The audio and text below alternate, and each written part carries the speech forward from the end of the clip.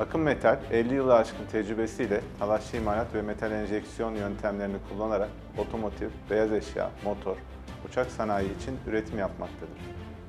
Akım Metal, SMB markasının seri üretimde edindiği bilgi ve tecrübeyi entegre otomasyon sistemli CNC tornalar üreterek müşterilerine yüksek teknoloji çözümler sunmak için kullanmaktadır.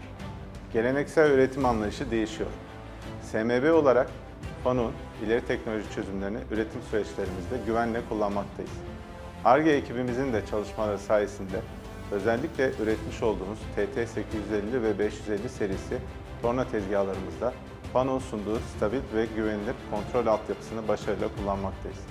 FANU'nun 0i TFP tip 1 ve yine FANU fiber optik haberleşme ve üstü motor teknolojisi sayesinde makinelerimizde alın tornalama, dış çap tornalama, konik tornalama, delik delme, pah kırma, kanal açma, kesme, profil tornalama, diş açma, kılavuz çekme, hafta çekme gibi işlemleri hızlı, güvenilir, tekrarlanabilirliği yüksek ve hassas şekilde yapabilmekteyiz.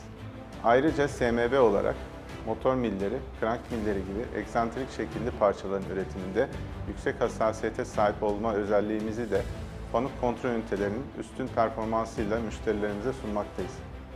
FANUC kontrol ünitesinin sunmuş olduğu çift kanal özelliği ile iki ayrı tareti bağımsız olarak yönetebilme yeteneğine sahiptir. Bu özellik SMB'nin çok eksenli ve karmaşık talaşlı imalat süreçlerinde üstün verimlilik sağlanmasına yardımcı olmakla beraber düşük çevrim süreleri ile daha fazla siparişin daha kısa sürede tamamlanması sağlanır. FANUC'un sunmuş olduğu otomasyon çözümleri ile robot entegrasyonu, takım değiştirme sistemleri ve otomatik yükleme boşaltma çözümleri ile beraber Endüstri 4.0'a uyumlu haberleşme protokolleri sayesinde fabrika içi dijitalleşme süreçlerine katkıda bulunmaktayız.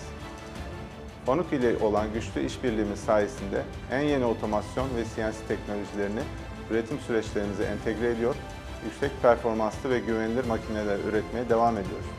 Aynı zamanda Türkiye'deki servis ve mühendislik ekibiyle yakın çalışmalarımız, üretim süreçlerimizin kesintisiz ve yüksek verimlilikle devam etmesine olanak tanımaktadır.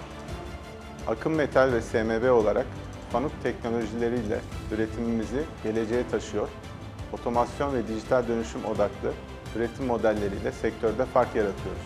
Yüksek hassasiyet, kalite ve verimliliği bir araya getiren bu işbirliğinin üretim teknolojilerine önemli katkılar sağlamaya devam edeceğine inanıyoruz.